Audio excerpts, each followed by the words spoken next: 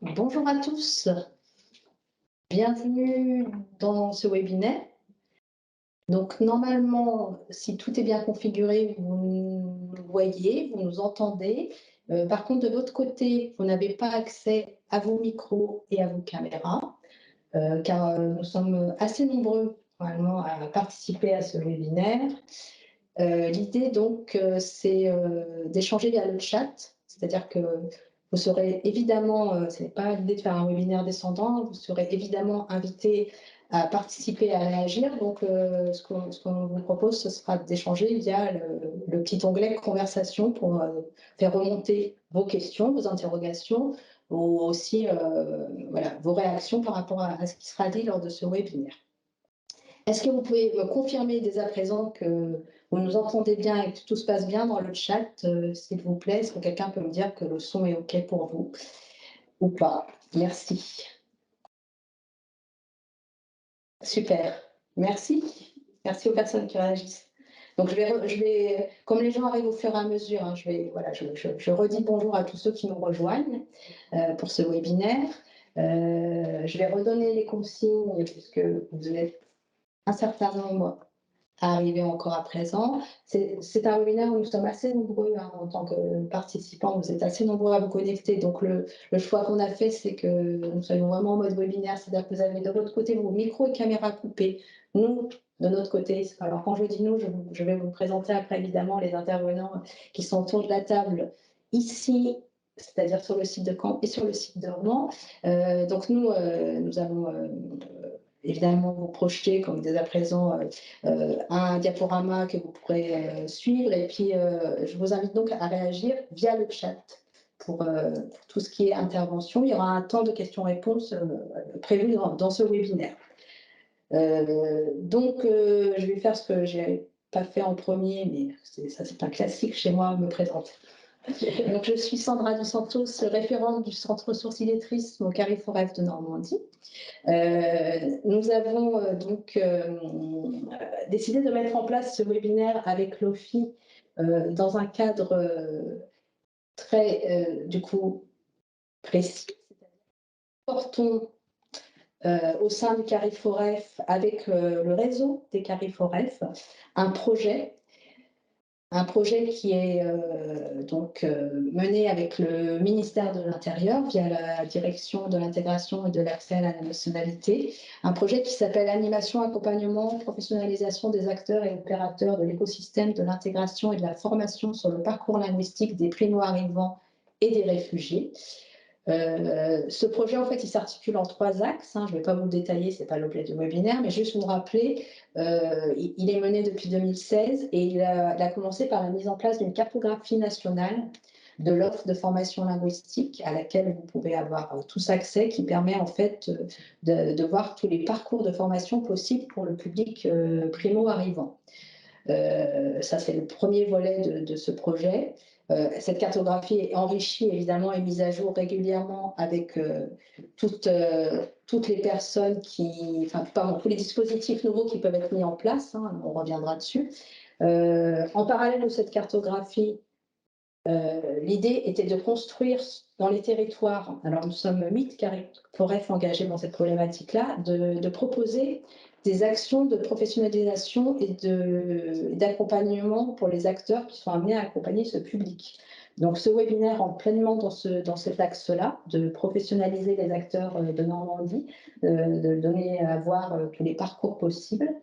Et puis le troisième axe du projet, c'est une appli grand public qui va être lancée incessamment sous peu, qui va partir de la cartographie dont je vous ai parlé, mais qui là sera vraiment adaptée pour le grand public, et ce sera une appli, et qui sera évidemment par exemple traduit en, je ne sais plus, j'ai plus en tête le nom, mais un certain nombre de langues par exemple. Donc voilà pour le contexte du projet. Donc je redis les consignes pour ceux qui nous ont rejoints, qui n'ont peut-être pas tout entendu. L'idée, c'est que je vais vous présenter après comment ça va se passer, le déroulé. Vous réagissez via le chat, c'est-à-dire le petit onglet conversation, si vous avez des questions, des interrogations. Il y aura un temps d'échange prévu lors du webinaire. Vous ne pourrez pas de votre côté activer vos micros. Si jamais il y a des soucis, évidemment, n'hésitez pas à nous signaler aussi par le chat si vous avez des problèmes de connexion, etc. Donc là, je vous ai présenté le contexte du webinaire. Maintenant, je vais vous présenter les intervenants, puis moi, je vais leur laisser la parole, je vais m'effacer. Ici, parce qu'on est sur le site de Caen, vous avez autour de la table Nathalie Porta, qui est directrice territoriale adjointe, Marine Lanneray, qui est responsable des bureaux d'immigration, et vous avez à côté de moi Franck Jouglet, qui est chef de projet compétences, et formation linguistique à NFA. Et puis sur le site de Rouen, normalement, vous devez aussi, j'espère, les voir au niveau des caméras. Vous avez Marilyn Perrin, responsable du bureau accueil et intégration, et Amina Kimouche qui est présente aussi également. Donc je vais leur laisser la parole dès à présent pour vous présenter voilà, le contrat d'intégration républicaine. D'abord l'OFI, commencer par une présentation de l'OFI, après du contrat d'intégration républicaine articulé avec les dispositifs linguistiques. Et moi, je vous invite de mon côté à réagir dans le chat, puisque c'est moi aussi qui me ferai le relais de vos questions, de vos réactions, après les interventions que nous aurons. Je vous laisse la parole, du coup, Madame Porta. Merci à vous. Bonjour à tout le monde. Donc moi, je vais vous faire une rapide présentation de l'établissement, de notre établissement. Donc l'Office français de l'immigration et de l'intégration, c'est notre nom actuel. C'est notre format depuis 2009. Nous sommes un établissement public sous tutelle du ministère de l'Intérieur. L'établissement a été créé par ordonnance du 2 novembre 1945, signée par le général de Gaulle. Et tout au long de l'histoire de l'établissement, il a changé 4 fois de nom. Voilà. Il a évolué en même temps que l'évolution de l'immigration légale en France.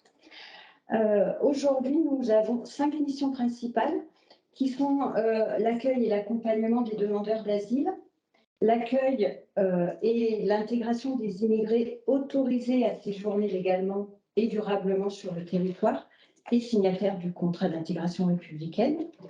Nous nous occupons aussi de la gestion des procédures d'immigration régulière en France. On a également tout un axe qui est autour de l'aide au retour volontaire et à la réinsertion dans les pays d'origine des étrangers qui sont sans titre de séjour en France. Et enfin, on est chargé de l'émission de l'avis médical dans le cadre de la procédure d'autorisation de séjour pour raison de santé. Là, on travaille pour les préfectures. L'OFI, c'est 31 directions territoriales. Alors aujourd'hui, nous sommes 2 pour la Normandie. Nous avons 2 directions territoriales, donc sur Rouen et sur Caen. Et nous avons 7 représentations à l'étranger. Voilà en quelques mots la présentation de l'Office français de l'immigration et de l'intégration. Alors à mon tour, je vais vous présenter donc le contrat d'intégration républicaine. Donc le CIR, ce qu'on appelle beaucoup dans notre jargon le CIR, contrat d'intégration républicaine, il représente la première étape du parcours d'intégration en France. Il faut savoir qu'avant 2016, il se nommait le contrat d'accueil et d'intégration. Vous l'avez peut-être connu, CAI, contrat d'accueil et d'intégration. Ce CAI a été mis en place en 2005 dans le Calvados et en 2006 dans la Manche et l'Orne. Il est devenu obligatoire au 1er janvier 2007, lorsqu'il a été mis en place au tout début en 2005 et 2006. La signature du CAI n'était pas obligatoire, il est devenu au 1er janvier 2007. Il faut savoir que le CIR est signé pour une durée d'1 an, renouvelable une fois. Donc, je vais revenir tout à l'heure sur les formations. Toutes les formations du CIR doivent être suivies dans les 1 an renouvelable une fois, c'est-à-dire dans les 2 ans maximum qui suivent la signature. Il faut savoir que tous les primo-arrivants ne signent pas le contrat d'intégration républicaine. Il est destiné aux primo-arrivants qui ont vocation à rester durablement sur le territoire français. Donc, signent ce CIR les réfugiés, les bénéficiaires de la protection internationale, les parents d'enfants français, les conjoints français, les salariés. Mais en revanche, ne signent pas le CIR les étudiants, les visiteurs, les bénéficiaires d'une carte étranger malade ou bien encore les travailleurs temporaires. Il faut savoir également qu'il y a certains cas de dispense. La plus courante, les personnes qui ont suivi au moins une année d'études supérieures en France ou bien 3 années d'études secondaires en France sont dispensées de cette signature. Donc le CIR est conclu entre le signataire et l'État français, on va y revenir tout à l'heure. Pour le Calvados, donc notre zone de compétence, c'est le Calvados, la Manche et l'Orne. Et pour les collègues de Rouen, je te laisse Marilyn expliquer ta zone de compétence. Alors, notre zone de compétence à Rouen, le département de l'Eure et la Seine-Maritime, le 76. Voilà. Donc, nous convoquons ce qu'on appelle une visite d'accueil. Lorsqu'on convoque les signataires du contrat d'intégration républicaine, on parle de visite d'accueil. Vous l'avez peut-être vu sur certaines des convocations que reçoivent les futurs signataires. Ces personnes sont convoquées, on reçoit, si vous voulez, des dossiers par flux informatique, que ce soit des préfectures ou bien du portail de validation des visas long séjour. Voilà. Alors, on va pouvoir commencer sur le petit PowerPoint. Le PowerPoint qu'on vous diffuse, c'est celui qui est diffusé justement lors de la visite d'accueil, lorsque l'on convoque, que ce soit sur Caen, Rouen ou les autres directions, les futurs signataires. On leur diffuse ce petit PowerPoint et on explique, comme je vais le faire tout à l'heure, le contrat d'intégration républicaine. Donc, on commence évidemment par l'accueil du public et ensuite, on commence par un petit test de positionnement linguistique écrit et oral. Donc, il dure 30 minutes au total. 20 minutes sont dédiées à l'écrit et 10 minutes en test évidemment individuel pour l'oral. Et c'est dans le cadre d'un marché public que PE et NFA ont à charge d'assurer ce positionnement linguistique. Lorsque les petits tests écrits et oraux sont terminés, donc le signataire rencontre un auditeur de l'OFII pour un entretien individuel. Il faut savoir que pour les personnes qui ne maîtrisent pas la langue française, on fait appel à des interprètes téléphoniques de manière à traduire l'entretien. Donc ce petit entretien nous sert à faire un point sur la situation administrative et personnelle des signataires, également d'évaluer les besoins, peut-être de les orienter vers certaines structures, dispositifs, de leur donner le maximum d'informations. Également, évidemment, de leur prescrire les formations du CIR, je vais y venir tout à l'heure. Également, de proposer un accompagnement vers l'insertion professionnelle et vers les partenariats. Donc, ça peut être l'inscription vers les services publics de l'emploi, par exemple. Et évidemment, de signer le contrat d'intégration républicaine.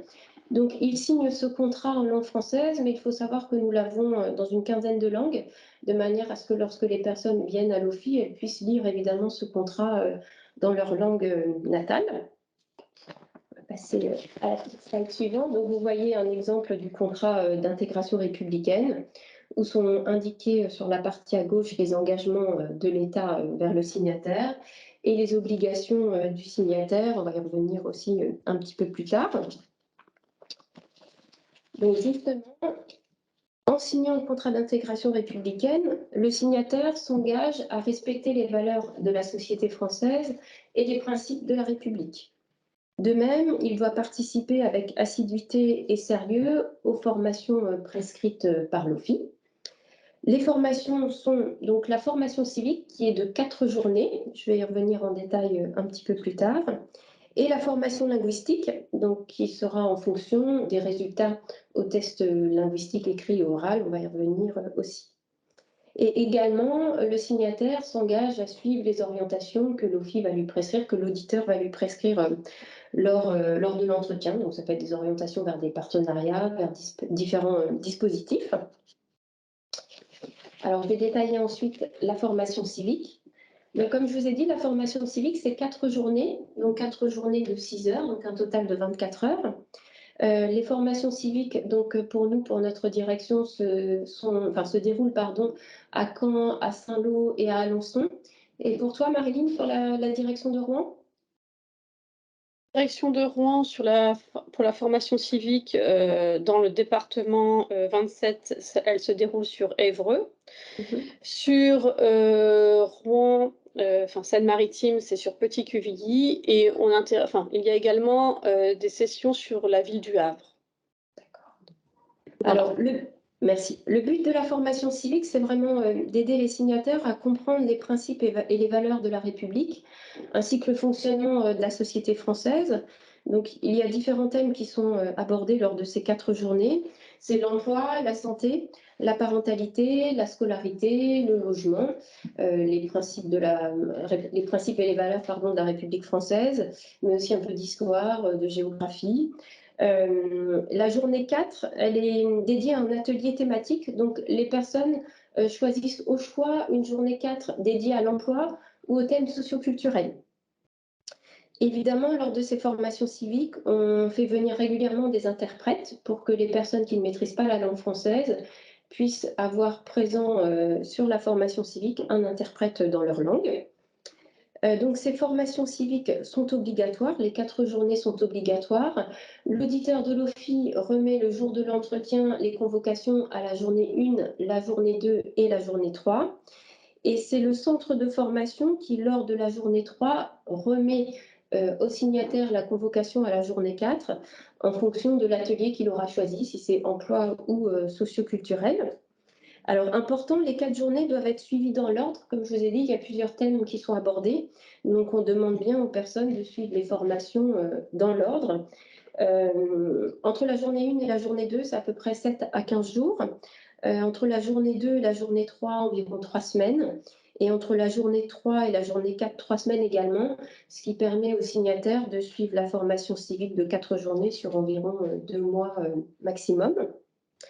Alors, il faut savoir aussi que depuis le 12 mai de cette année, le prestataire de la formation civique remet lors de la journée 3 un acte d'engagement à respecter les valeurs de la République française, accompagné d'un petit flyer.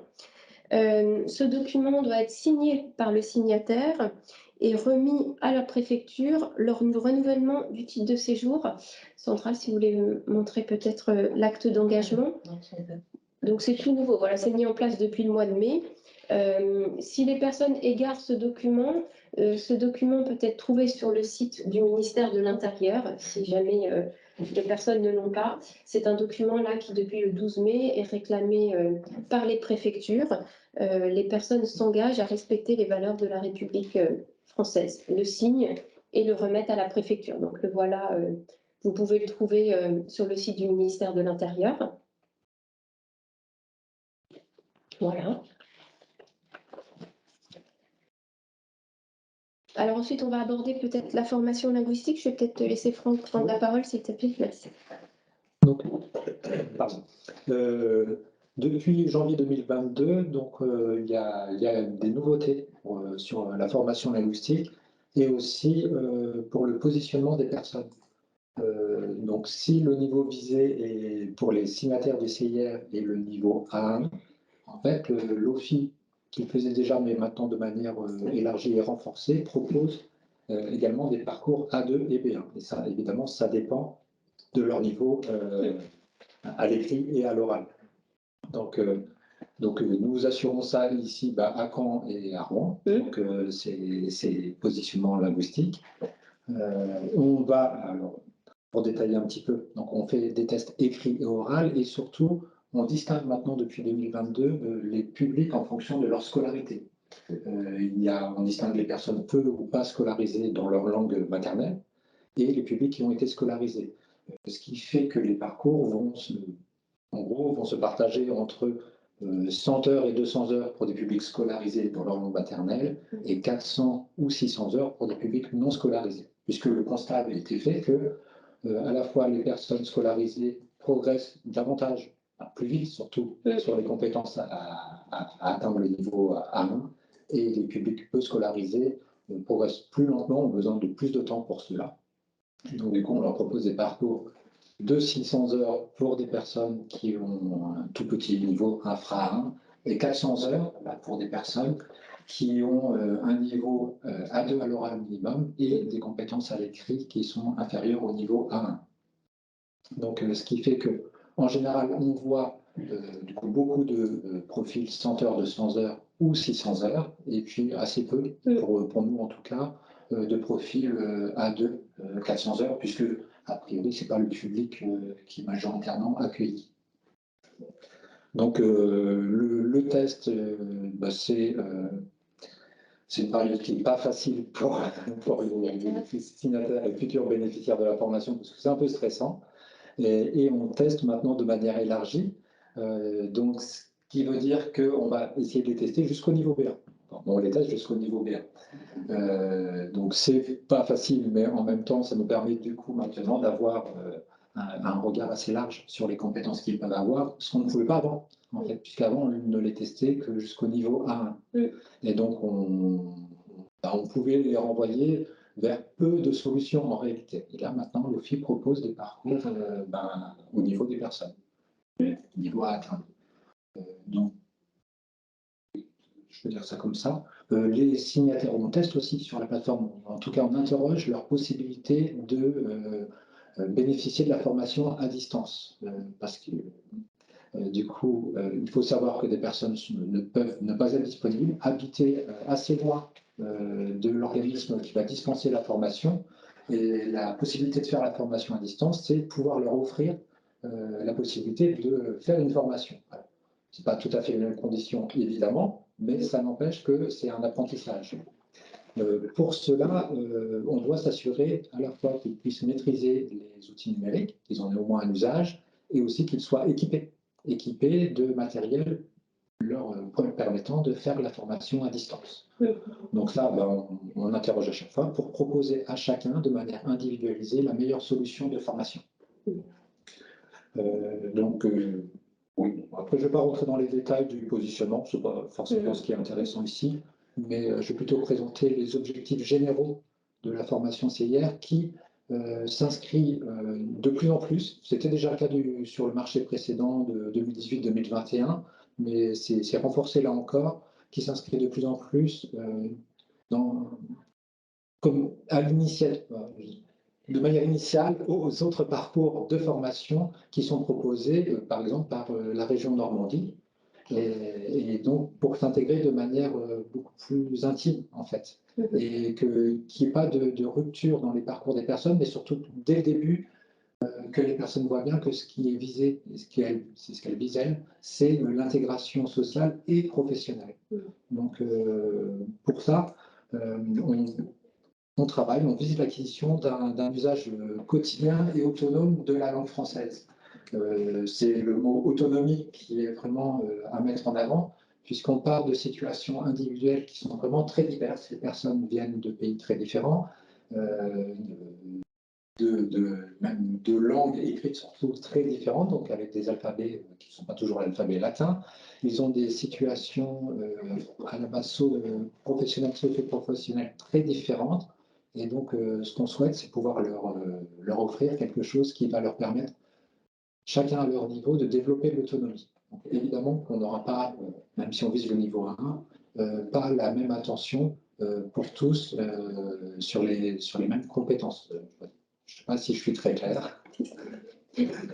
Donc, l'idée, c'est qu'on individualise au plus, on est au plus proche des besoins de la personne. Et la formation de l'OFI, la formation linguistique CIR, vise ça et propose ça. Donc, elle propose comment? Donc, c'est d'abord en se fondant, en se référant à l'usage quotidien de la personne dans la vie sociale, mais dans la relation avec les administrations, dans la relation avec, par exemple, son voisinage, avec les commerçants, et dans la relation avec des professionnels. On a des signataires qui sont déjà en emploi, mais dans tous les cas, toutes les personnes, quasiment, peut-être parfois sont des soucis de santé, mais toutes les personnes visent de toute façon à travailler. Et donc, ça, dès le départ, c'est vraiment mis en avant et travaillé. Ça, il faut le dire.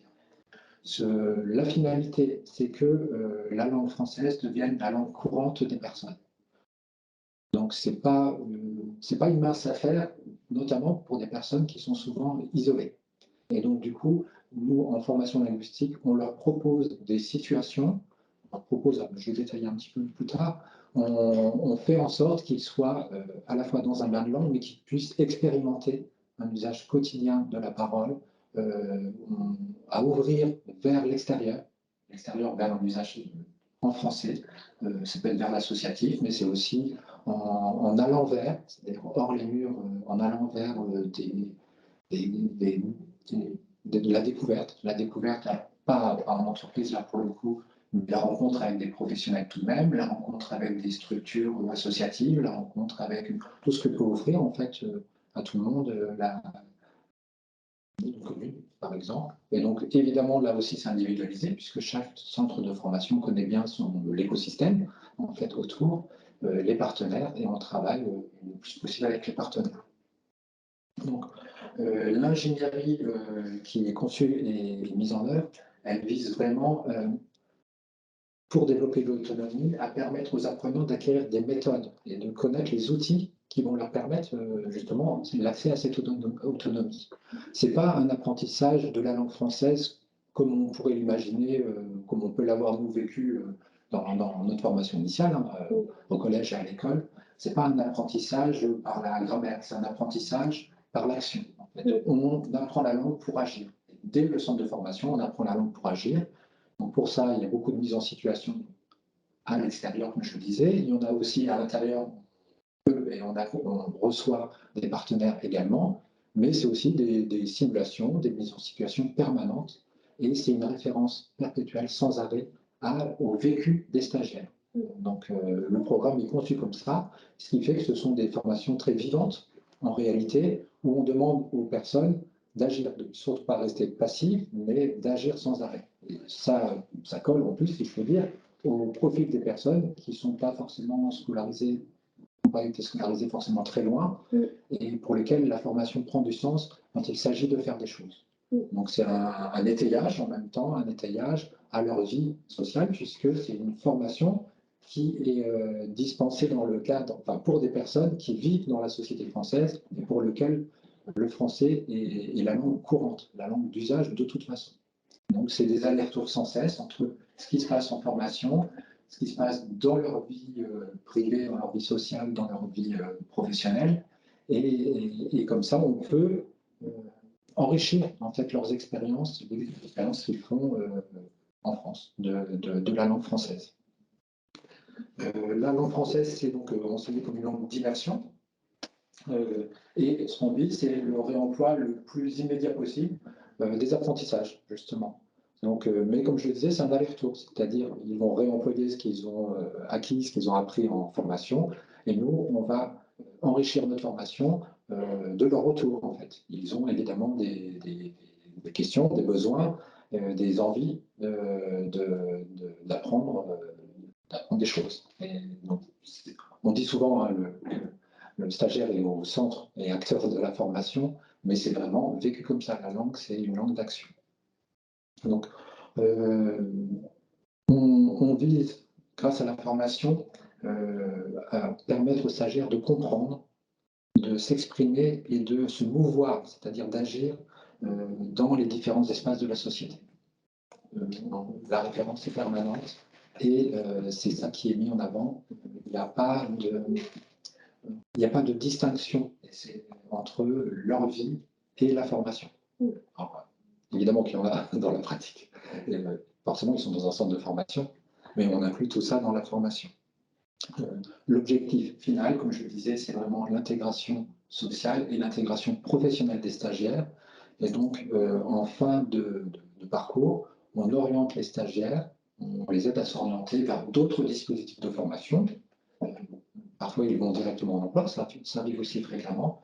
Mais l'idée de cette nouvelle formation linguistique au FI, c'est vraiment que le parcours puisse continuer, qu'il n'y ait pas de rupture dans ce parcours. Donc, on va proposer aux personnes de manière systématique, puis après, c'est pas obligatoire pour cette fois-ci, une fois qu'ils ont rempli leurs obligations de première formation vers le niveau 1, on leur donne la possibilité de poursuivre vers un parcours A2, pas B1 dans un premier temps, puisqu'ils n'ont pas le niveau pour atteindre tout de suite, mais vers un parcours A2, de poursuivre vers les dispositifs de formation du conseil régional, puisque c'est le dispositif qui est majoritaire pour la suite de parcours et on les accompagne jusque-là. Ce qui fait que les personnes sont à la fois connues quand elles arrivent dans le centre de formation parce qu'elles ont été présentées pour ça. On les oriente évidemment pas forcément directement, on retourne vers les conseillers, les CLP, Pôle emploi, mission locale par exemple. On fait du lien en tout cas avec tous les accompagnateurs sociaux et socio-professionnels des parcours. Donc, oui, si, peut-être aussi, donc deux choses, c'est que sur la plateforme de formation, quand on fait le test initial, eh bien, comme on teste du niveau 1 au niveau B1, on va là pouvoir proposer directement à des personnes qui ont déjà les compétences du niveau 1 directement un parcours A2, ou si elles ont les compétences du niveau A2, directement leur proposer un parcours B1 de formation. Donc ça veut dire que l'orientation vers un parcours complémentaire, elle se fait à la fois sur la plateforme pour les personnes qui ont atteint le niveau A1 ou A2, et elle se fait en fin de formation pour les personnes qui ont bénéficié d'un parcours A1 pour aller vers un parcours A2. Et là, le parcours A2, on le pense souvent comme transition vers justement d'autres dispositifs qui peuvent être les dispositifs du conseil régional, savoir essentiel, comme il s'appelle maintenant.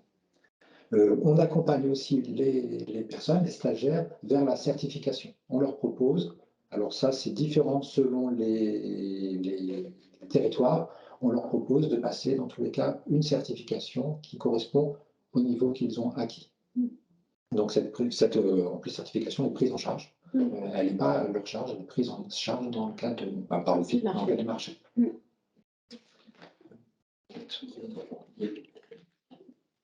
Non, c'est ma partie. C'est la partie. Donc j'attends s'il y a des questions, mais il n'y a pas de questions. Alors, si il y a eu les questions qu'il y a eu, ça fait du lien, mais sur les lieux de formation qui étaient sur Caen et Rouen, il n'y a pas de formation sur le Havre. Donc, les lieux de formation que vous évoquiez tout à l'heure, c'était concernant la formation.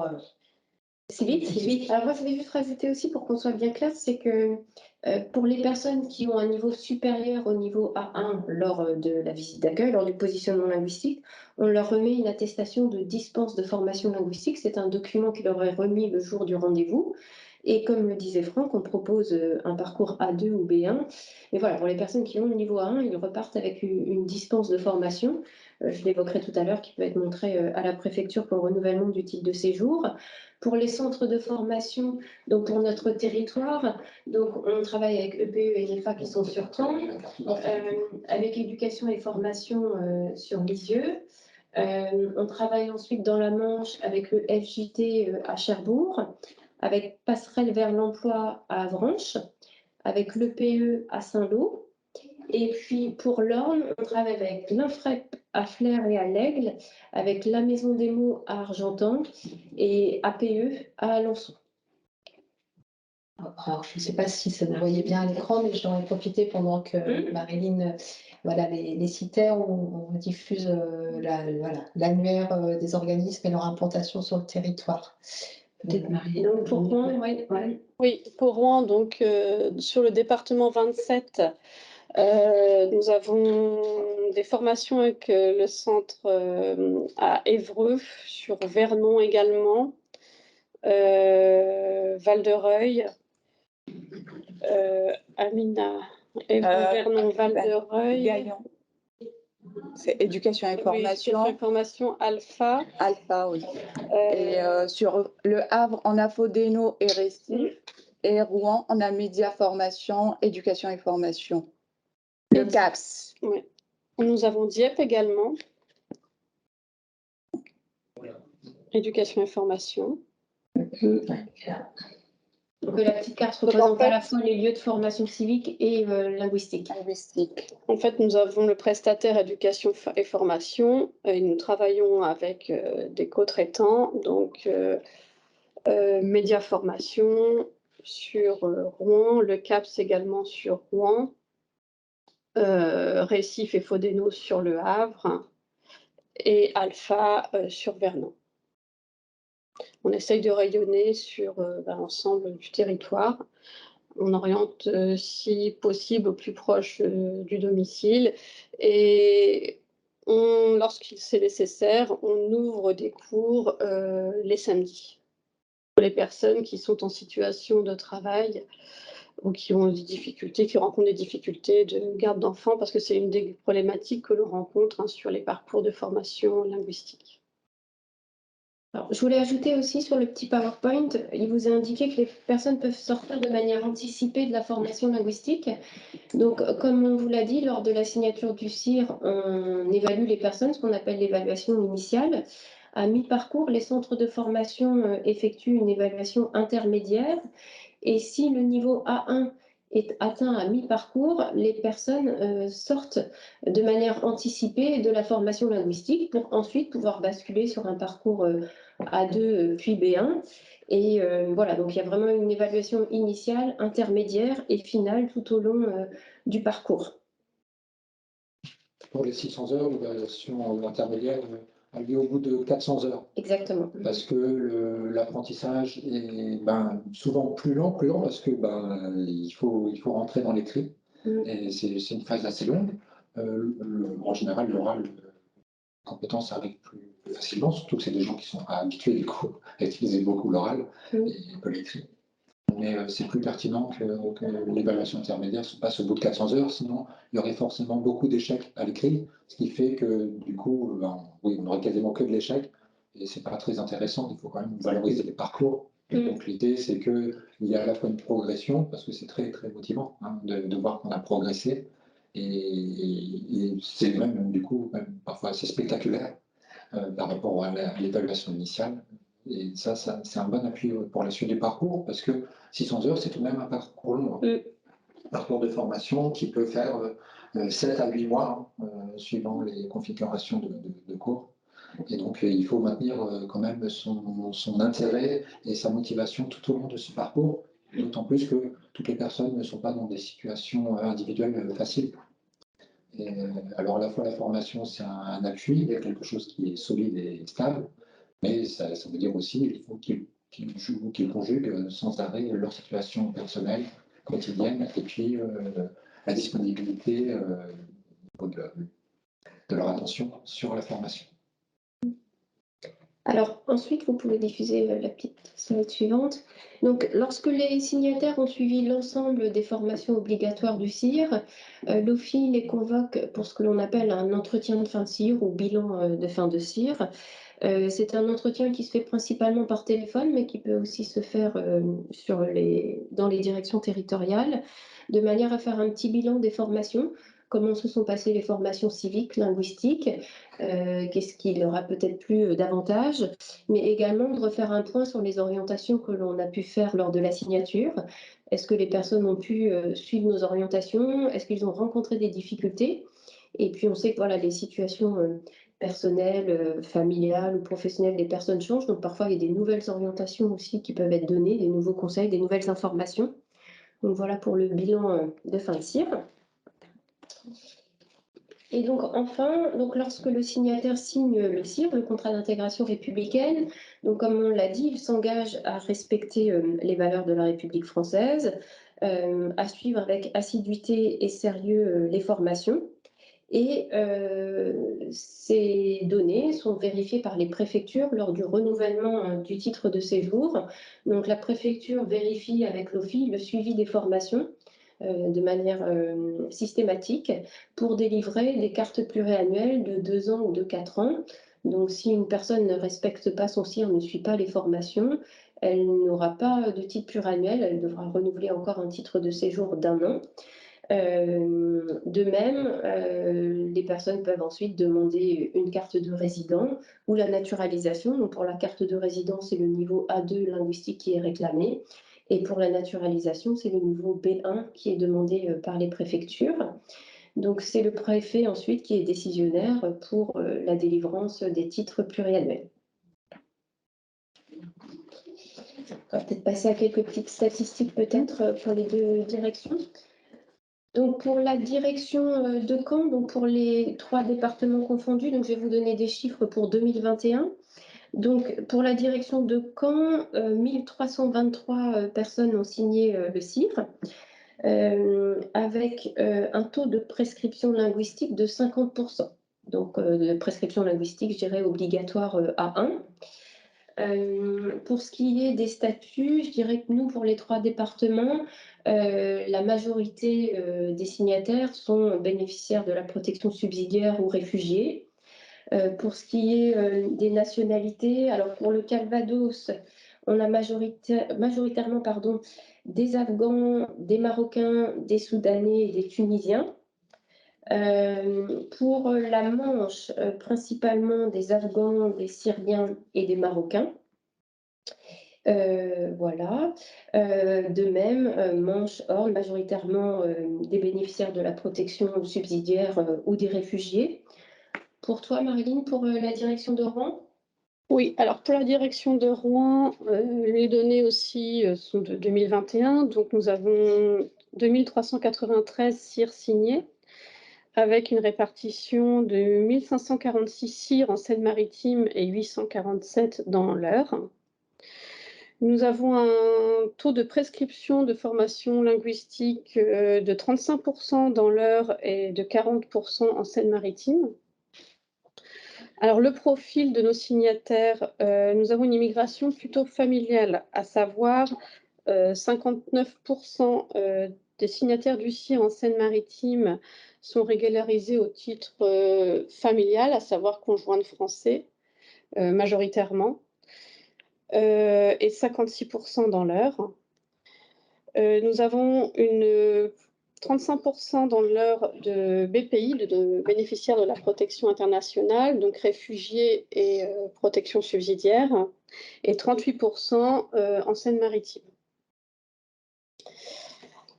Voilà, au niveau des, des nationalités les plus représentées. Alors, dans l'Eure, les nationalités les plus représentées sont les Afghans, sont très surreprésentés même. Ensuite, nous avons le Maroc et la Turquie. En Seine-Maritime également, les Afghans sont surreprésentés et ensuite nous avons les Marocains, les Tunisiens. Voilà. Est-ce que également, si on a majoritairement, alors c'est très sensible, un public plus masculin à 54% et assez jeune, 58% de nos signataires ont entre 26 et 45 ans. Et nous avons 26% des signataires qui ont moins de 25 ans. Donc une population assez jeune, à dominante masculine. Voilà ce que je peux dire sur notre DT. C'est pareil pour la DT de Caen, on a majoritairement des hommes jeunes. Merci. Donc, je vous relaye quelques questions des réponses qui ont été apportées, des questions qui ont été posées. Les personnes se reconnaîtront par rapport aux questions qu'elles ont posées. Je pense que les questions sur les chiffres vont bien les illustrer. Une question justement par rapport à la formation et au niveau linguistique. Les personnes atteignent au minimum le niveau 1 en termes de la formation obligatoire? Alors, principalement, oui. En grande majorité, ils atteignent le niveau 1, mais c'est pas du 100% non plus. Alors, il faut savoir que dans l'évaluation qu'on fait, on distingue tout de même les compétences à l'oral et à l'écrit, et les compétences en production, interaction, compréhension, et les compétences. Donc, ce qui fait qu'une personne, en général, tout atteigne le niveau 1 à l'oral, c'est plutôt à l'écrit où ça peut faire la différence. Et puis, d'autant plus là, dans le Calvados, par exemple, puisque les personnes, il y a un nombre important de personnes qui ont été peu scolarisées. Et donc, du coup, la montée en compétences, elle est plus longue. Donc, la compréhension à l'écrit comme à l'oral, mais à l'écrit, ça vient d'abord. Et puis, la production écrite est plus faible. Et même si le niveau 1, c'est le premier niveau de compétences, c'est tout petit niveau, mais quand même, pour quelqu'un qui n'est pas dans l'écrit, entrer dans l'écrit, c'est déjà une étape vraiment importante et qui nécessite énormément d'efforts, c'est clair. Et donc, du coup, il y a des personnes qui n'atteignent pas ce niveau en production. Ce qui fait qu'au total, ça fait qu'ils n'ont pas toujours le niveau 1. Alors, il est important de souligner que les personnes qui n'atteignent pas le niveau A1 ne sont pas pénalisées pour l'obtention de la carte pluriannuelle. Quand on parle d'assiduité et de sérieux, donc pour la formation linguistique, les préfectures regardent si les personnes ont suivi au moins 80% du volume de formation linguistique et progressent d'1 point entre l'évaluation initiale le jour de la signature et l'évaluation finale lors de la sortie. Donc, si ça peut rassurer, c'est pas pénalisant pour le titre pluriannuel en tout cas. Il y a pas, si les personnes sont assidues, il n'y a pas une personne qui échoue à ça. Tout le monde progresse bien évidemment, et ce que je disais tout à l'heure, de manière spectaculaire. Et justement, sur cette question du non-respect, quelqu'un pose la question, que se passe-t-il en cas de non-respect du CIR? Alors, lors du non-respect, donc comme je l'ai dit tout à l'heure, pas de carte pluriannuelle, donc la préfecture va délivrer un renouvellement de titre de séjour, mais pour une carte d'1 an et non pas de 2 ans ou 4 ans comme le prévoient les cartes pluriannuelles. Donc il n'y aura pas d'interruption de droit au séjour. En revanche, pas de carte pluriannuelle si les formations ne sont pas suivies, que ce soit la formation linguistique ou civique. Bien, alors il y avait une question beaucoup plus générale, mais Franck qui avait en partie répondu. Quelqu'un avait posé la question sur justement les niveaux A1, A2, B1. Alors on ne va pas pouvoir aujourd'hui, vu le temps que nous a imparti, rentrer dans le détail de ce que c'est, mais peut-être très rapidement expliquer les 3 niveaux. Alors, du coup, pour la formation linguistique, au niveau européen, pour l'apprentissage des langues, donc on distingue les niveaux d'acquisition A, B et C. Les niveaux A, ce sont des niveaux de débutants, en fait. Les niveaux B, ce sont des niveaux donc, intermédiaires, on appelle ça, et C, du coup, avancés. Pour situer, là, quand on atteint le niveau 1, c'est pour ça que c'est ce qui est visé par le FI, le niveau B1, le niveau B1. Non, pardon. Le niveau B1, c'est le premier niveau de l'autonomie. Donc, c'est pour ça que le dispositif OFI s'arrête au niveau B1. À partir du niveau B1, on peut se débrouiller dans la plupart des situations de la vie quotidienne et de la vie professionnelle, sans bien sûr pouvoir aller très loin, mais les échanges sont possibles. On peut vivre normalement. On pourrait dire c'est le niveau qu'aurait un touriste quand il va à l'étranger et il se débrouille pour trouver son chemin, commander au restaurant, faire le minimum vital, si je peux dire ça comme ça. C'est aussi le niveau de l'autonomie, parce que c'est à partir de ce niveau-là qu'on peut apprendre aussi beaucoup par soi-même. Soi-même quand on est en emploi, et là, du coup, ça marche très très bien, et dans les interactions de la vie quotidienne. Les niveaux A1 et A2, donc le A1, c'est vraiment un niveau tout débutant, on a des interactions très courtes, on peut se présenter, on parle en général de soi, on peut présenter sa famille, et on ne peut pas tenir une conversation très longtemps. C'est vraiment des échanges très restreints. Alors, quand je dis des échanges, ils sont à la fois oraux et écrits. À l'écrit, ça va être la personne peut renseigner un formulaire sur elle, son identité, adresse et compagnie, etc. Pardon, et peut lire un document simple en repérant des informations saillantes qui le concernent directement. Donc, c'est pas encore tout à fait le niveau de l'autonomie, bien sûr, mais c'est la voie inverse. Le niveau A2, c'est l'entre-deux. Il faut avoir présent aussi en tête que le niveau B1, ce sont encore des personnes qui font beaucoup d'erreurs dans la langue française, à l'oral comme à l'écrit. Mais si on est assez patient, on comprend tout à fait ce que veut dire la personne ou ce qu'elle sollicite.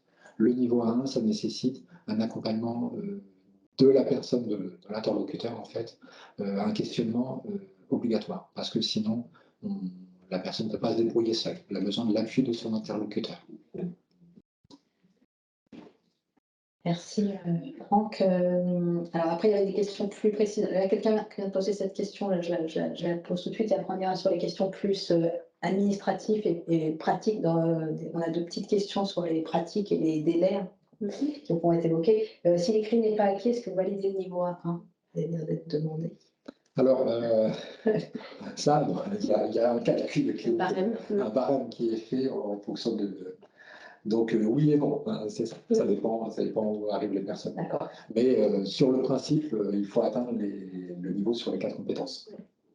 Alors, là, je passe sur une question un peu plus.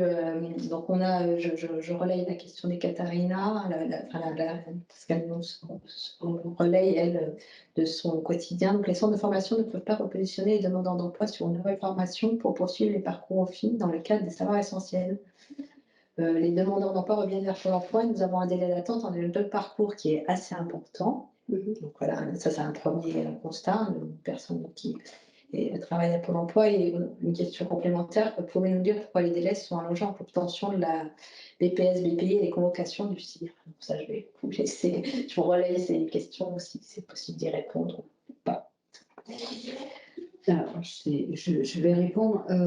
Effectivement, nous, aujourd'hui, sur les 2 directions, les délais se sont un peu rallongés, en grande partie dû au changement de logiciel en début d'année, en même temps que le nouveau marché que nous avons mis en place en janvier. Donc, c'est vrai que le mois de janvier a été un peu difficile dans la mise en œuvre, avec en plus une application qui ne fonctionnait pas très bien. Mais là, on est en cours de résorption, Marilyn, vous nous direz pour votre côté, mais voilà, on augmente le nombre de personnes convoquées, on essaye de faire un peu plus de plateformes, mais effectivement, aujourd'hui, on a un peu de retard. Et puis, on a une hausse des flux aussi. Et en plus, on a une hausse qui est très importante, je dirais, depuis le début de l'année et qu'il faut, au fur et à mesure, résorber. Et ça prend du temps, on a vraiment une hausse importante. Oui, effectivement, nous sur Rouen, on essaye de résorber, hein, on est conscient qu'on avait pris du retard. Justement, on augmente en fait notre capacité d'accueil en plateforme. On est en train de travailler sur on est en train de résorber le retard. On avait eu aussi ce problème national de mise en place du nouveau marché, de la nouvelle application informatique. Tout ça, c'était compliqué. Et c'est ce qui peut expliquer nos délais actuels, mais on est vigilant et on est en alerte aussi, soit à Caen ou à Rouen, sur cette problématique. Et qui rejoint, c'est pour savoir essentiel, le dispositif de la région. C'est la même chose en fait sur les plus grandes agglomérations. Il y a un flux très très très important de personnes, d'autant plus que depuis changé sur le marché précédent, maintenant il y a 2 ans à peu près. Donc c'est ouvert, le dispositif est ouvert à toute personne, quel que soit son niveau. Donc ça veut dire A1, A2, pas A2, mais infra A1 aussi. Et on a accueilli, pour vous donner un exemple, à Caen, le marché il est passé de 30 000 heures à 200 000 heures. Ça a été multiplié par 7, ce qui veut dire que pour les organismes de formation, il a fallu mettre en face des formateurs, bien sûr, et puis trouver des salles de formation pour pouvoir accueillir toutes ces personnes. Alors, il y a les orientations, et sur ces orientations, il a fallu faire tout un travail de diagnostic, en fait, de voir à la fois si les personnes étaient disponibles pour la formation et si la formation était adaptée. On avait, entre 2018 et 2021, là, un taux de déperdition d'environ 40%. Ce qui fait qu'il y a beaucoup d'orientation, ça prend beaucoup de temps pour diagnostiquer en fait, les besoins de la personne. Et puis après, il y a le temps d'entrer en formation. Donc là, le nouveau marché savoir essentiel inclut ce diagnostic, ce qui est quand même changeant, mais les flux, a priori, restent toujours importants. Le problème, c'est aussi l'après, en fait.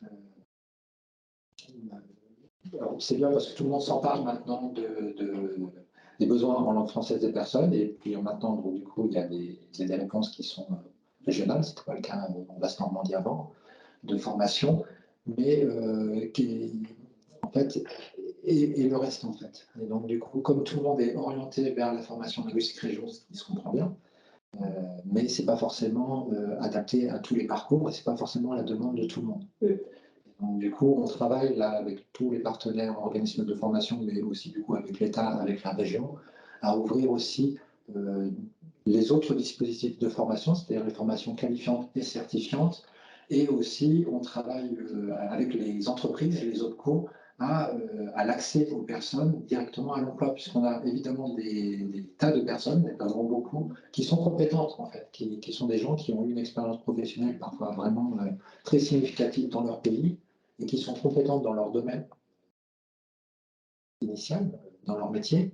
Et donc, le passage par une formation linguistique, s'il est bienvenu, il n'est pas toujours adapté aux personnes. Et donc, du coup, c'est tout cet environnement, mais l'écosystème même de la formation et de l'emploi qui bouge actuellement. Donc, ça bouge jamais assez vite, mais ça n'empêche que ça bouge. On a des résultats très positifs et il faut que les entreprises s'adaptent. On ne voit pas la personne comme une personne ne maîtrisant pas le français, mais comme une personne ayant des compétences. Et il faut que les centres de formation aussi s'adaptent en pensant plutôt la formation comme une acquisition des compétences, pas comme des cours de français. Je vois qu'on nous arrivons déjà à 11h, pardon, midi moins 5, donc vous voyez que le temps passe vite et défile. Avant de faire une petite conclusion et puis aussi de vous dire la suite, ce qu'on pourra aussi vous proposer côté Carreforet, je relève quand même une dernière petite, parce que du coup ça fait un peu du lien souvent avec ça, une dernière question qui avait été posée par Nadia, c'était le contenu des 3 journées de formation en lien avec la société française et ses valeurs. Peut-il être diffusé vers les professionnels ou faire l'objet d'une formation via le Carreforet? Donc là, j'entends que c'est plus là pour professionnaliser tous les accompagnants, pour parler du contenu de cette formation. Donc, je ne sais pas si on va pouvoir y répondre là tout de suite, présentement, mais... Enfin, là, pour le coup, il est vraiment à destination du public. Donc, là, il faudrait préciser la question et le pourquoi de cette diffusion. C'est vraiment une formation dédiée au public et pas dédiée aux accompagnants ou aux professionnels, puisqu'elle est, elle est orientée par nos services. Alors, il faudrait peut-être préciser la demande. C'est vraiment une formation dédiée au public. Ouais, parce que les formateurs disposent d'une mallette pédagogique et même d'un site avec des références, des ressources pour tous les formateurs au niveau national, mais qui est vraiment à destination dans le cadre du marché aux formateurs pour assurer la formation civique. Je pense que c'est ça, ça répond à la question que posait Nadia. Voilà, sinon, elle peut réagir via le chat si besoin. Alors, on a encore une dernière question qui vient de tomber. Après, je vais conclure pour pas qu'on déborde trop non plus. C'est toujours l'idée, c'est de tenir notre timing. Une question sur les réfugiés de l'Ukraine. S'il y a une confirmation de ne pas passer par les formations de l'OFI. Alors, les bénéficiaires de la protection temporaire, donc, dont bénéficient les Ukrainiens qui ont une autorisation provisoire de séjour de 6 mois, peuvent prétendre à la formation OFI, linguistique OFI, mais c'est vraiment sur la base du volontariat. Lors de leur passage en guichet pour leur remettre la carte et ouvrir les droits à l'allocation demandeurs d'asile, on leur remet un flyer, une plaquette informative avec le numéro de téléphone donc, de notre prestataire qui est éducation et formation. Donc ils peuvent, le standard est ouvert aux heures d'ouverture de la structure et de là ils sont réorientés vers nos opérateurs les plus proches de leur domicile. Là ils sont en charge, les co-traitants sont en charge de faire un diagnostic et de nous proposer des entrées en formation que nous validons ou pas au regard de la situation des personnes. Mais il faut bien retenir, ce n'est pas une formation obligatoire, ils ne sont pas signataires du contrat d'intégration républicaine. Et ils n'ont accès qu'aux formations A1 et A2, 100 et 200 heures. Merci pour ces précisions. Du coup, je propose de passer à la petite conclusion. Donc moi, je tiens à remercier les intervenants de ce matin d'être venus, de s'être rendus disponibles pour préparer ce webinaire, parce qu'évidemment, il y a une préparation en amont et puis avoir pu faire se dérouler. Je précise, on ne l'a pas dit au départ, mais vous ne pourrez pas être destinataire du diaporama qui a été présenté. C'est un document en interne. Par contre, vous pourrez trouver tous les éléments sur le site de l'OFI. Hein, tout est, voilà, tout est vraiment expliqué. Voilà. Je le dis parce que c'est une question qui avait été posée à un moment donné sur le diaporama.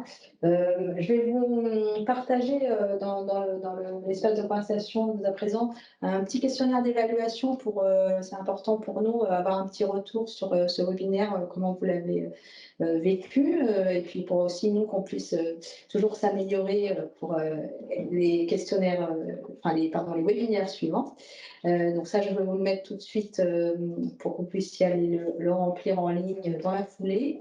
Ce que je tenais aussi à dire, c'est que je l'ai dit au départ, ce webinaire s'inscrit dans un cycle de webinaires qu'on met en place.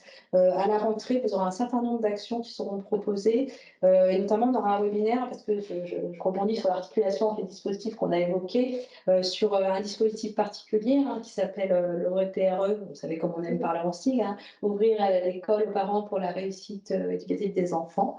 Donc on fera un webinaire à la rentrée avec le CASNAM du rectorat sur cette problématique. Et puis évidemment, l'idée aussi, ça sera aussi de mettre en place une action qui présentera l'articulation entre tous les différents dispositifs, ce qu'on a beaucoup évoqué. Aujourd'hui, l'Office, ça va essentiel, mais aller plus loin aussi sur les autres dispositifs. Et la cartographie nationale dont je vous ai parlé au départ, pour encore plus acculturer tous les acteurs du territoire sur les possibilités qui existent en région et l'articulation entre tous ces dispositifs. Et évidemment, si vous êtes en attente, si vous avez d'autres besoins, d'autres demandes, c'est aussi le moment de nous les formuler, parce que nous, on est là pour vous accompagner sur cette problématique-là en tant qu'ARIFOREF, en tant que Centre ressources illettrisme. Et je précise aussi on est aussi sur tout un volet d'accompagnement des formateurs et des bénévoles via une plateforme qui s'appelle Doc en Stock et qui est très précieuse en termes de ressources pour tous les formateurs, pour les accompagner, où on met en place aussi des webinaires très particuliers tout au long de l'année sur toutes ces thématiques-là. Je vous laisse peut-être un dernier mot si vous souhaitez dire quelque chose en conclusion, mesdames. On reste disponible par téléphone s'il y a besoin. Voilà, on peut aussi par téléphone communiquer nos emails s'il y a des questions, s'il y a des choses qui doivent être creusées. On reste disponible évidemment. Et on vous remercie pour votre écoute. Oui, merci à tous. Merci à tous. Ce webinaire a été enregistré, je ne vous ai pas dit au début, mais vous le saviez normalement avant. Il sera visible en replay, évidemment, pour ceux qui souhaitent le revoir, et puis ceux qui n'ont pas pu être présents aujourd'hui. Donc, si vous avez des collègues qui vous le demandent, voilà. Merci à vous. Bon appétit, puisqu'il est l'heure, et bonne fin de journée à tous. Au revoir.